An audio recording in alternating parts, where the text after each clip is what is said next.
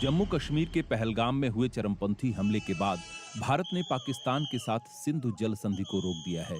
यानी अब इस संधि के मुताबिक भारत पाकिस्तान के साथ कोई जानकारी साझा नहीं करेगा और न ही इससे जुड़ी किसी बैठक में हिस्सा लेगा।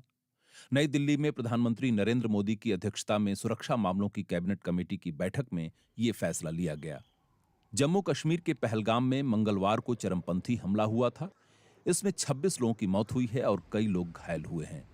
पाकिस्तान ने भारत सरकार के इस फैसले पर ऐतराज जताया है। पाकिस्तान तहरीक इंसाफ पार्टी यानी पीटीआई के नेता और पाकिस्तान के पूर्व सूचना और तकनीकी मंत्री चौधरी फवाद हुसैन ने कहा है कि अंतर्राष्ट्रीय कानून के तहत भारत ऐसा नहीं कर सकता है। भारत की घोषणा के बाद पाकिस्तान के प्रधानमंत्री शहबाज शरीफ ने नेशनल सिक्योरिटी कमेटी की मीटिंग बुलाई है। लेकिन क्या है सिंधु जल संधि? ब्रिटिश राज के दौरान ही दक्षिण पंजाब में सिंधु नदी घाटी पर बड़ी नहर का निर्माण कराया गया था। उस इलाके को इसका इतना लाभ मिला कि बाद में वो दक्षिण एशिया का एक प्रमुख कृषि क्षेत्र बन गया।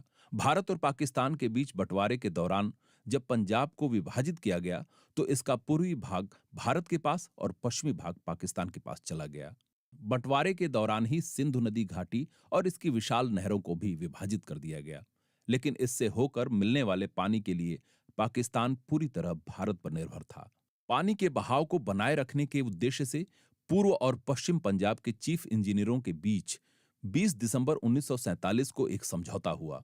इसके तहत बंटवारे से पहले तय किया गया कि पानी का निश्चित हिस्सा भारत को 31 मार्च 1948 तक पाकिस्तान को देते रहना होगा। 1 अप्रैल 1948 को जब समझौता लागू नहीं रहा तो भारत ने 2 प्रमुख नहरों का पानी रोक दिया, जिससे पाकिस्तानी पंजाब की 17 लाख एकड़ जमीन पर हालात खराब हो गए। भारत के इस कदम के कई कारण बताए गए, जिसमें एक था कि भारत कश्मीर मुद्दे पर पाकिस्तान पर दबाव बनाना चाहता था।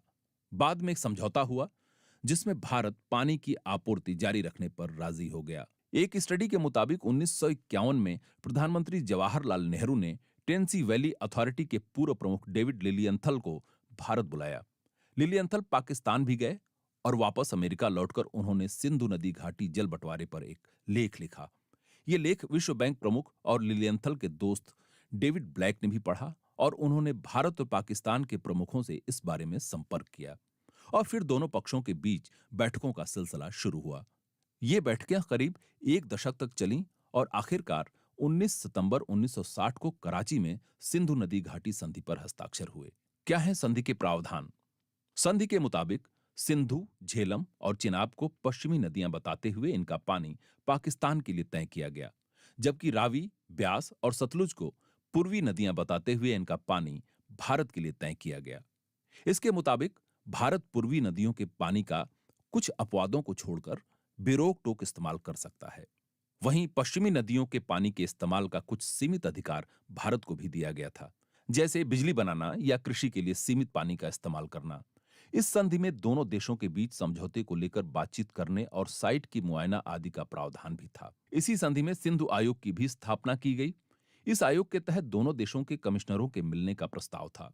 संधि में दोनों कमिश्नरों के बीच किसी भी विवाद के मुद्दे पर बातचीत का प्रावधान है।